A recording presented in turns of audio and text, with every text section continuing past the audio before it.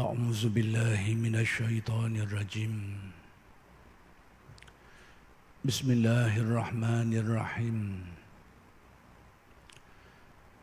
الحمد لله رب العالمين وبه نستعين اللهم صل على سيدنا محمد النبي الأمي وعلى آله وصحبه وسلم رب اشرح لي صدري ويسر لي أمري واحلل عقدة من لساني يفقه قولي ولا حول ولا قوة إلا بالله العلي العظيم إلهي أنت مقصودي ورضاك مطلوبي أعطني محبتك ومعرفتك السلام عليكم ورحمة الله وبركاته الحمد لله والشكر لله والصلاة والسلام على رسول الله أما بعد. Pertama sekali kita bersyukur kehadrat Allah Subhanahu wa taala yang telah mengurniakan kepada kita bermacam-macam nikmat zahir dan batin. Mudah-mudahan segala nikmat-nikmat itu sentiasa dikurniakan kepada kita dan dijadikan kita orang-orang yang mensyukuri nikmat dan seterusnya mendapat limpahan kurniaan Allah Ta'ala yang lain dengan berkat mensyukuri nikmat yang dikurniakan. Kuliah Masjid Abidin pada malam ini ingin meneruskan lagi huraian terhadap kalam hikmat Syekh Ahmad Ibn Athaillah Al-Iskandari radhiyallahu anhu. Dan kalam hikmat yang ingin dikupas pada malam ini ialah kalam hikmat yang ke-192. Ingin disambung, disempurnakan lagi huraiannya.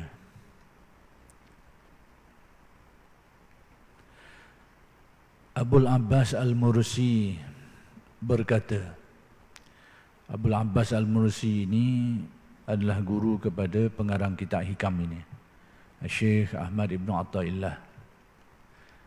Jadi di sini didatangkan kata-kata guru beliau ini, iaitu Abul Abbas Al-Mursi berkata, bukannya kebesaran itu bagi orang yang terlipat baginya dunia ini, sehingga dalam satu detik ia telah sampai ke Mekah dan lain-lain negeri.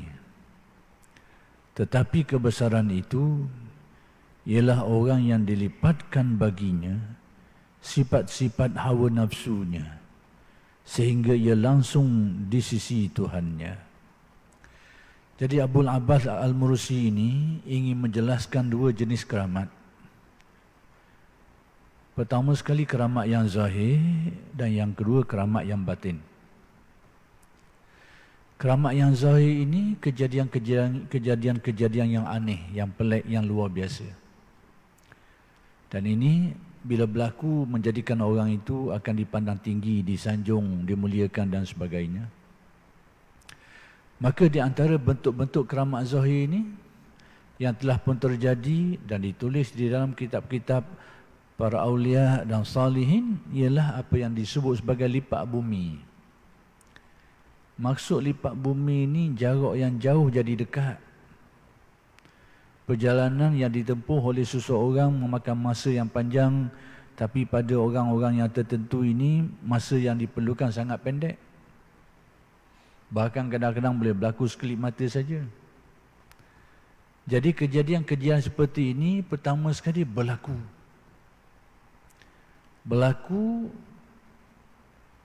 dan merupakan pengalaman yang tersebar dalam masyarakat. Yang kedua, penulis-penulis, pengarang-pengarang kitab banyak sekali mereka menceritakan kekeramatan seperti ini yang telah berlaku pada golongan awliya yang terdahulu. Di dalam kitab-kitab mereka itu, tabaqat, manaqib dan sebagainya. Banyak sekali kisah-kisah ini berlaku. Jadi berdasarkan sumber-sumber itulah bahawa cerita-cerita ini ataupun kisah-kisah seperti ini disebut di dalam kitab-kitab seperti Hikam ini sebagai contohlah. Jadi perkara-perkara seperti itu dikira sebagai bila berlaku kepada golongan aulia dan salihin, ahli taqwa dan sebagainya, maka perkara itu disebut sebagai keramat atau karamah.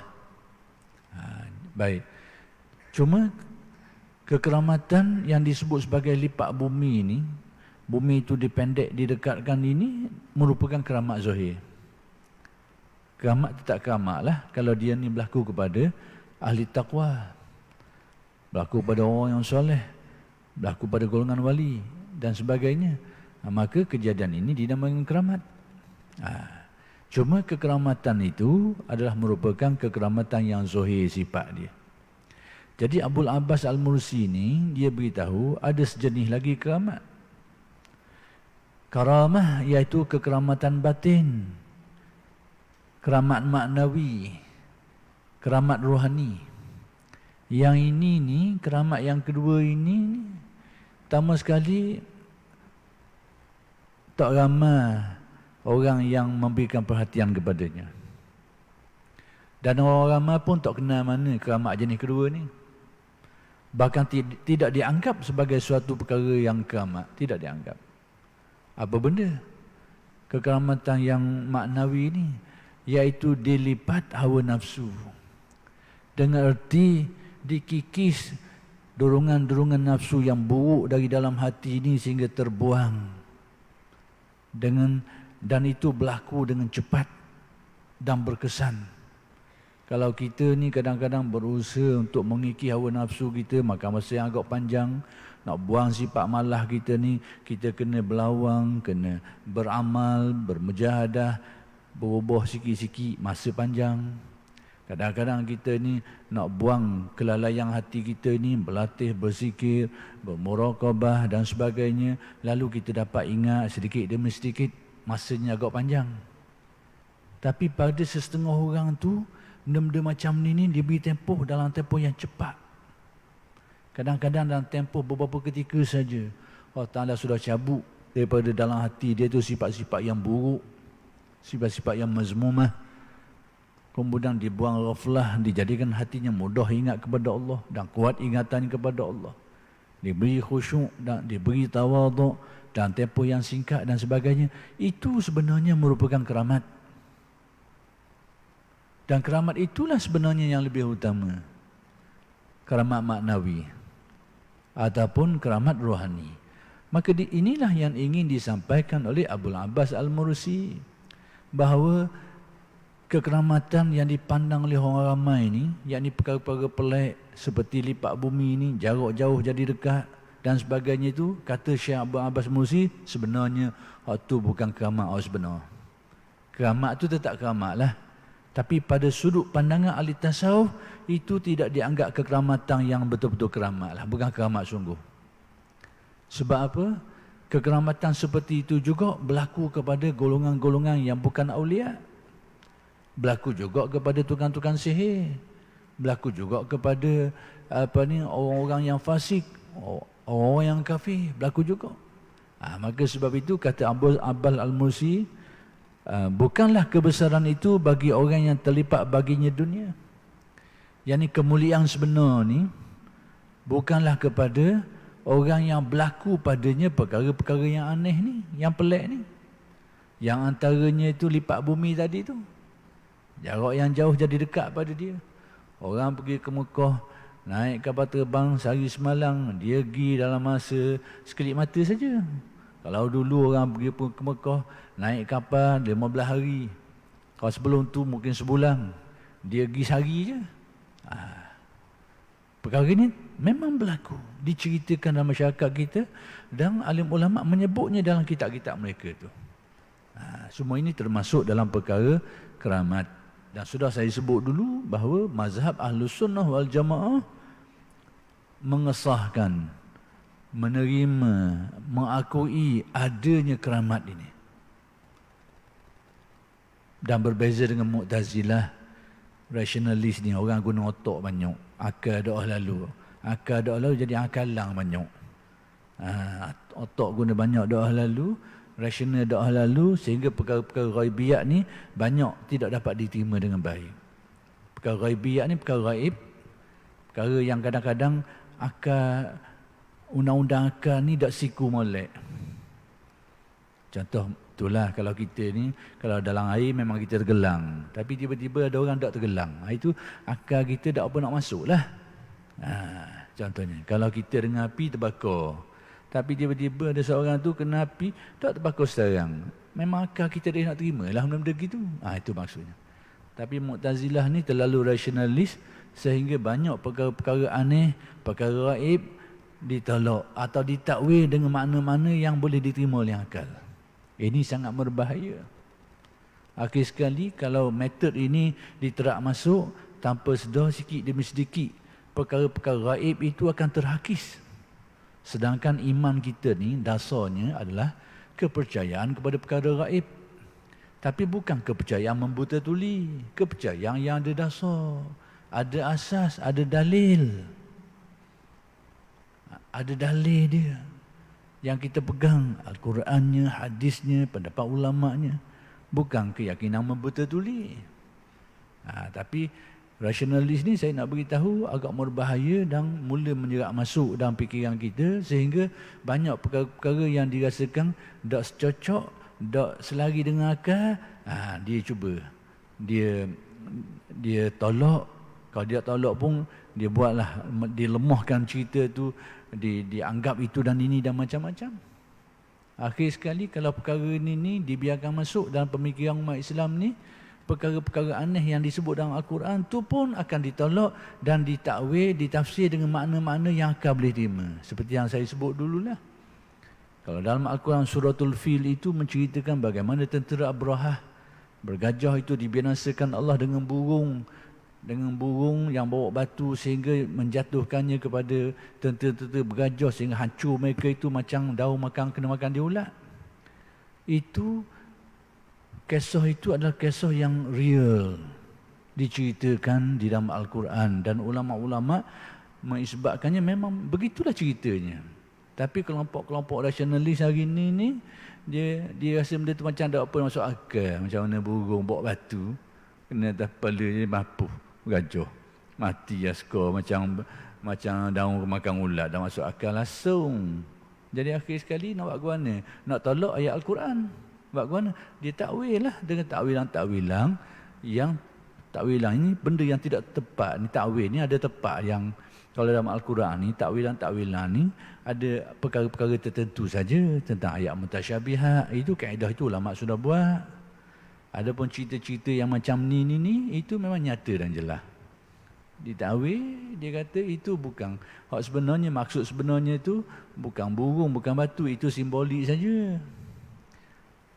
Hak sebenarnya dia kata kena nyakit kusta ataupun kena nyakit-nyakit yang menyebabkan orang mati jadi penuh habis badan ni macam-macam lah, jenis-jenis penyakit gitulah. Jadi dia kata tentera Abrahah ni mati kerana penyakit. Kalau penyakit, akal kita tak rasa pelik lah. Kalau benda tu sekadar penyakit, memang akal kita boleh terima. Tapi kalau dia mati dengan sebab burung, dengan batu tu, akal kita payah nak terima sekarang. Itu contoh nak beritahu. Dan perkara ni kalau dibiar masuk dalam pemikiran Islam, banyak lagi perkara-perkara pelik lagi akan ditakwil. Seperti Nabi Musa dengan tongkatnya terbelah laut tu. Lagi nanti ditakwil lah macam-macam. Beginilah nak mewajarkan akal ni supaya boleh terima. Jadi tentang takwilang ini kena rujuk kepada ulama-ulama yang telah menetapkan perkara apa yang berkait dengan takwilang ini. Kisah-kisah seperti ini adalah perkara yang nyata dan real.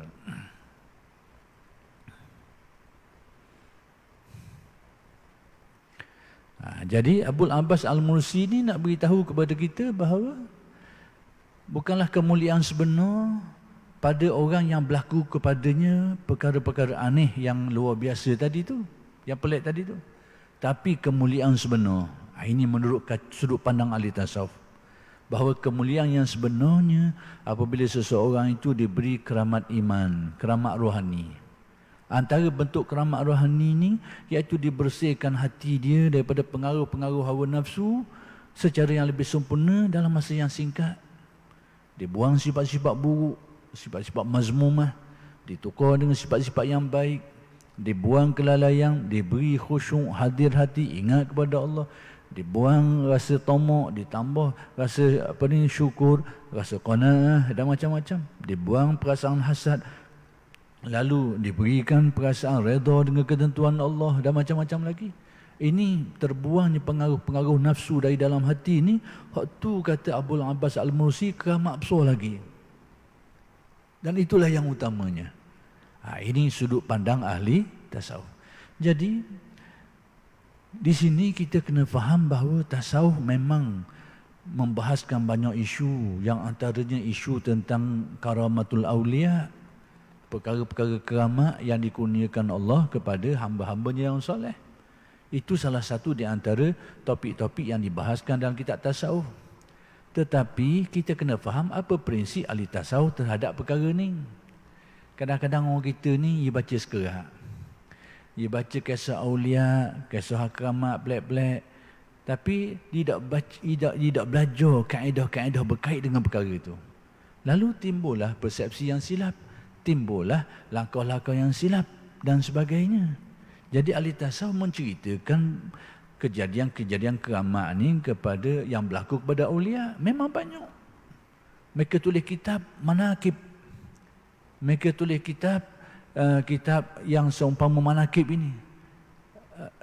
Tabaqat dan bermacam-macam mengkisahkan tentang kisah hidup para aulia, termasuklah keramat-keramat mereka ni. Sangat banyak.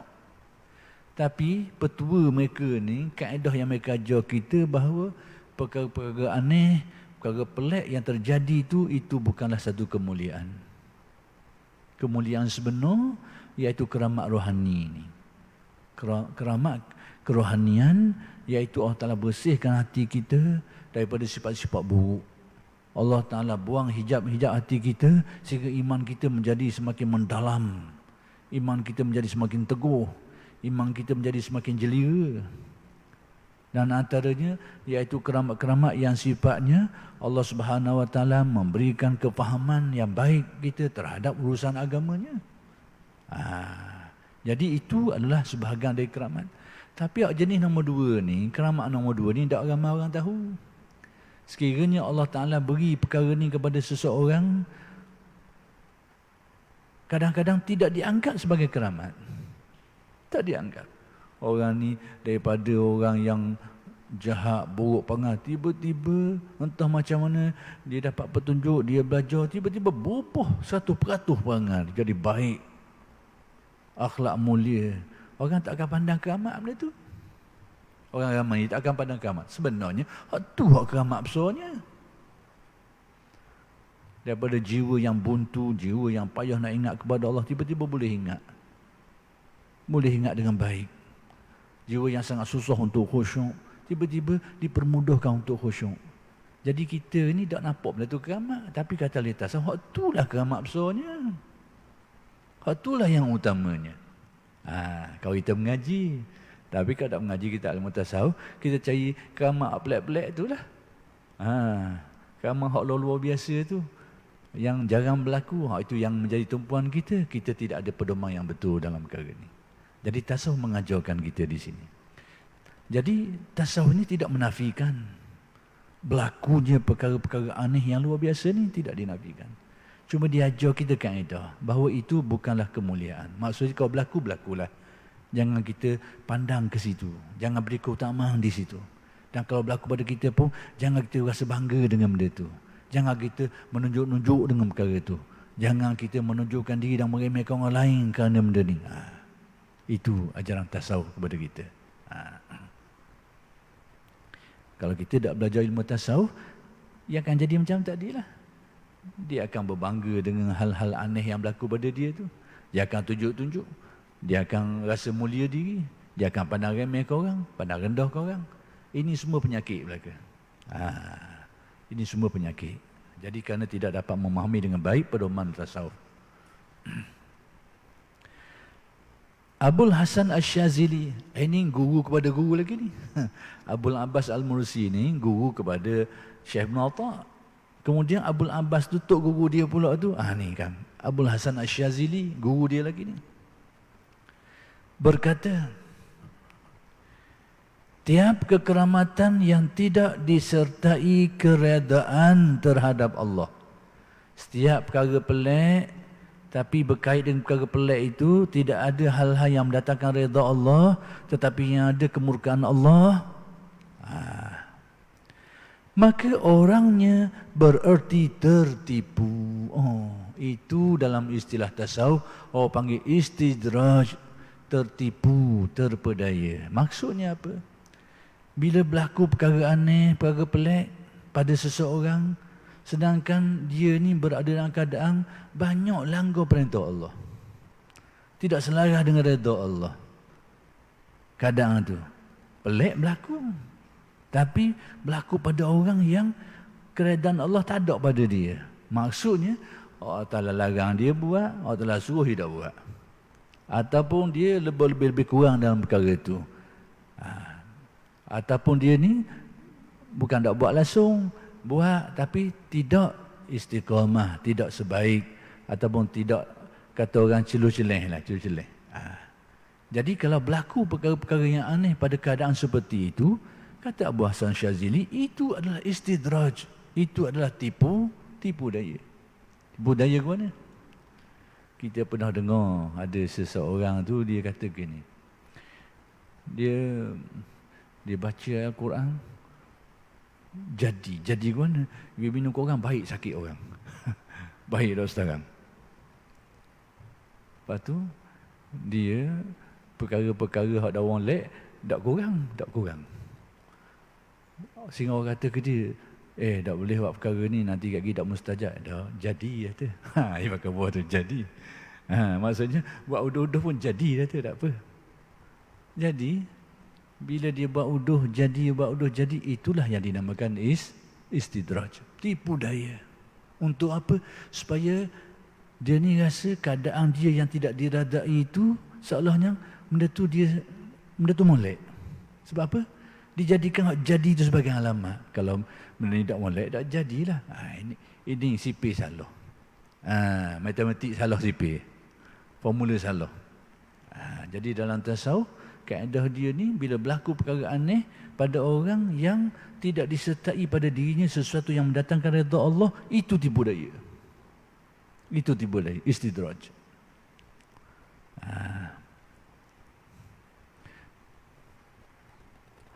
Maksudnya dia puasa pun dok, sembahyang pun dok, tapi pelik. Pelik.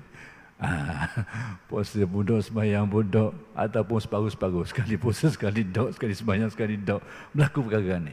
Itu adalah istidraj. Adapun kesilapan sebagai lumrah manusia ni, itu tak ada nak lari lah. Contohnya kadang-kadang berlaku kesilapan-kesilapan, tapi hak asah-asah macam kewajipan puasa, kewajipan sembahyang, hak asah tu, hak tu terjaga. Cuma kesilapan sebagai manusia ni, kadang-kadang lebong sangat cakap, kadang-kadang terbabah, kadang-kadang terpaksa, macam-macam lah. Lumrah manusia itu kebiasaan. Dan kalau berlaku perkara aneh pada dia, paling tidak dia akan jadi ma'unah. Kalau tidak keramat pun, dia akan jadi ma'unah. Bukan istidraj. Istidraj ni terutamanya asas-asas agama ditinggalkan, kewajipan agama ditinggalkan, keyakinannya itu keyakinan bercanggah dengan keyakinan yang hak. Kalau berlaku perkara aneh pula, tak payah takwil banyaklah. Yakinilah itu adalah istidraj, tipu daya.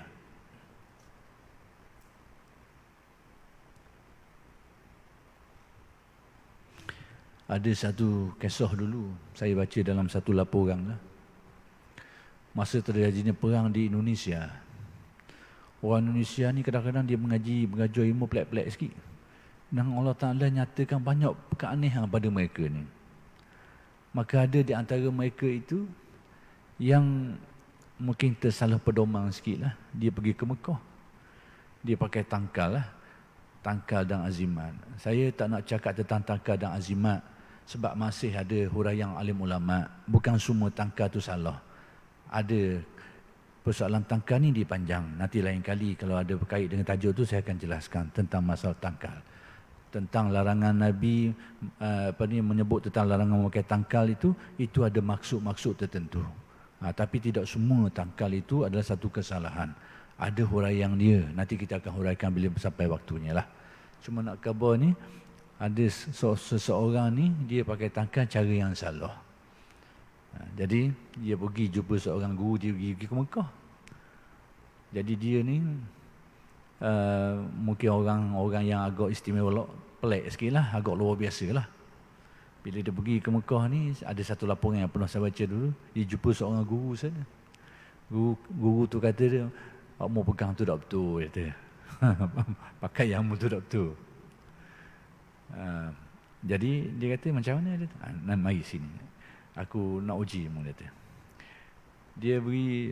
Dia ambil satu kertas, ya buku-buku Malay macam tangkal. Mu makan. Mu yakin sungguh. Kata. Lalu dia lakukan sesuatu yang mungkin boleh mencedera, tapi tak cedera. Tak jadi. Lepas tu, jadi orang ni suruh dia, cuma buka. Dia buka-buka, tengok ada benda dalam. Ada tai kambing dalam. Tai kambing. Bukan, tai kambing duduk dalam. Kerana mu yakin tak kena tepat tadi, kadang-kadang berlaku juga kadang-kadang. Tapi mu tahu mu yakin ni rupanya tai kambing pun ya, boleh jadi juga. Nak kabarnya syaitan ni dia akan ambil kesempatan banyak. Yang akan ambil banyak kesempatan. Jadi di sinilah kita perlu pedoman ilmu. Pedoman ilmu.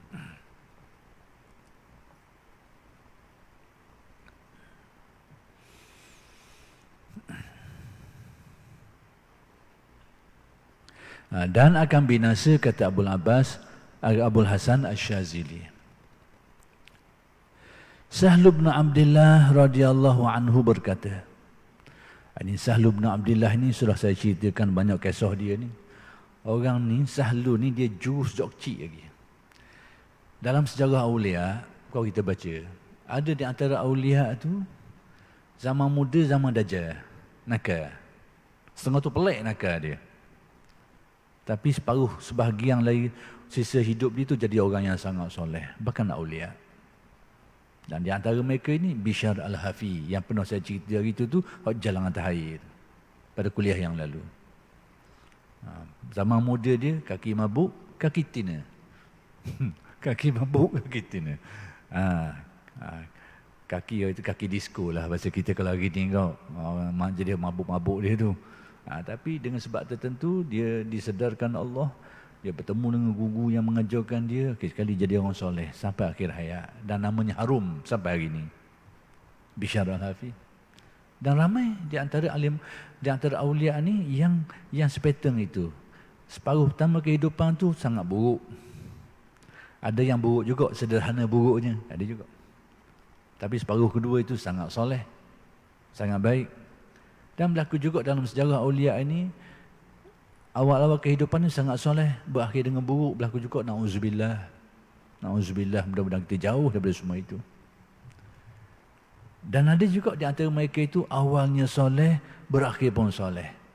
Maka antaranya ini Sahl bin Abdullah At-Tustari. Sejak kecil lagi ni orang ni sudah dinyatakan tentang kelebihan dia itu, luar biasa dia. Kecil lagi. Umur 9-10 tahun sudah menghafal Al-Quran. Umur awal belasan tahun sudah istiqamah melaksanakan solat malam. Istiqamah. Kita kadang dok, rajin, hari malah, biasalah normal manusia ni. Tapi ini sejak awal belasan tahun sudah istiqamah bersolat malam. Jadi pernah guru dia ni mengajarkan dia supaya sentiasa menyebut nama Allah, Allah, Allah. Sentiasa menyebut dengan kaedah yang betul lah. Jadi berlaku pada dia ni Sahlu, bukan ini kisah dia melatih murid dia. Antara murid dia ni, setelah dia dewasa, dia jadi awliya yang solehin lah. Murid dia ni pernah diajar oleh Sahlu ni supaya sentiasa menyebut nama Allah. Jadi murid ni dia kata buat seminggu, pas seminggu mari jumpa aku pula. Latihan, riadah. Macam mana nak meneguhkan zikir, ingatan kepada Allah. Jadi murid ini mengamalkannya. Satu hari murid dia ni balik ke rumah. Dia nak ambil batu lesung. Orang dulu tok lesung dinding, tok atas. Dia nak ambil batu tu jatuh. Mungkin nak ambil guna, jatuh batu kena atas kepala dia. Luka, darah. Tetapi darah yang mengalir daripada lukanya itu menulis kalimat-kalimat yang mulia. Allah, Allah, Allah. Masya Allah. Ini Sahl bin Abdullah At-Tustari.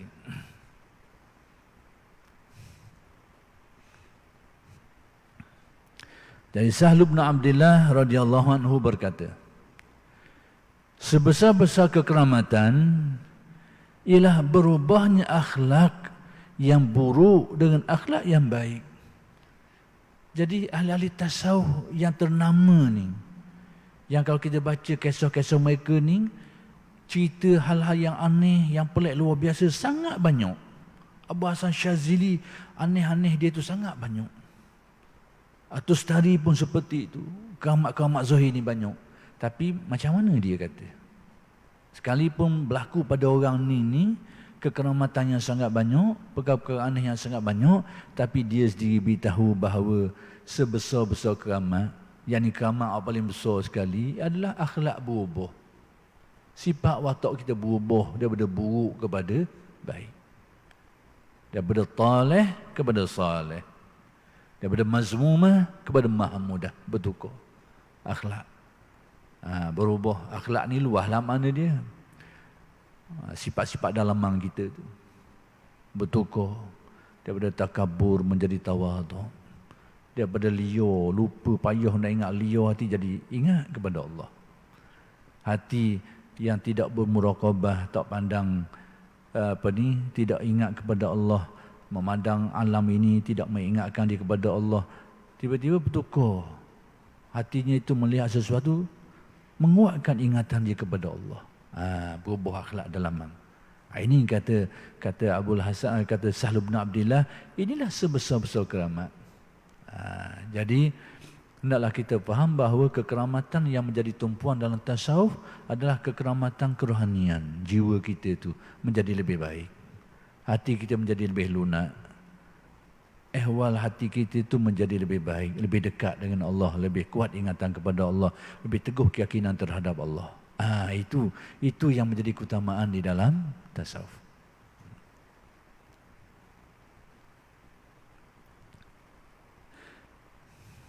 Ada pula yang berkata, kamu jangan hairan dari seseorang yang tidak menaruh apa-apa dalam sakunya, tetapi ketika ia ingin sesuatu dimasukkan, ketika ia inginkan sesuatu, dimasukkan tangannya dalam saku dan mendapat apa yang diinginkannya.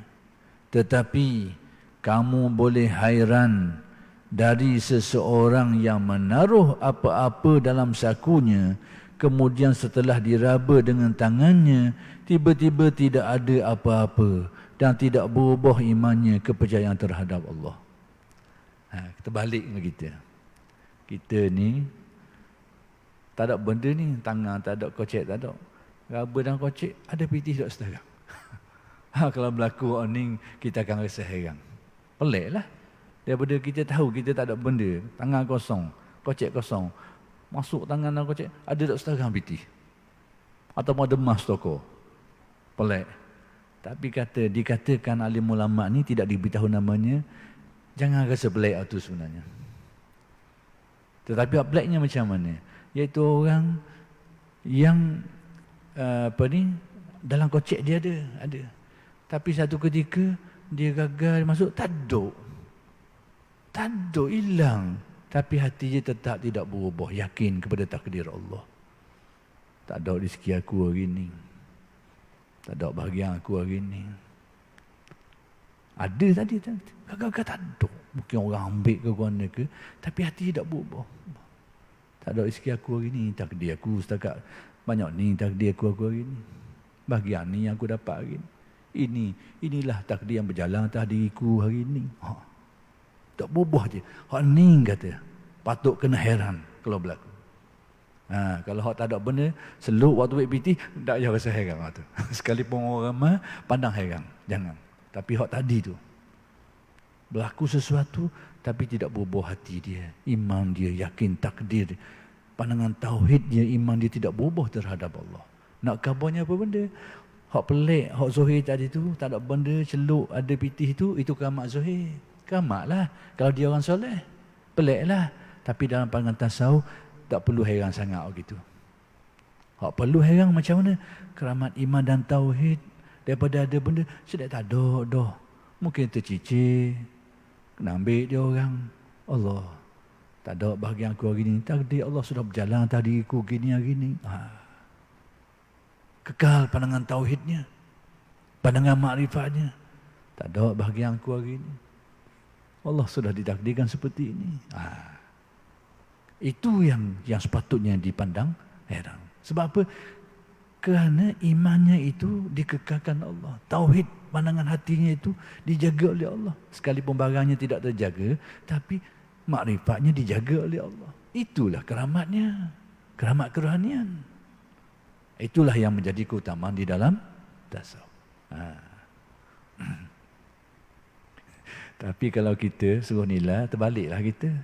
Dua orang celuk sarang tu baik pitih, Tok Wali. Ni celuk tak ada benda, dak orang ni, dak cetau ni. Ada jadi tak ada, dak. Pandangan kita terbalik. Pandangan kearifan kita terbalik.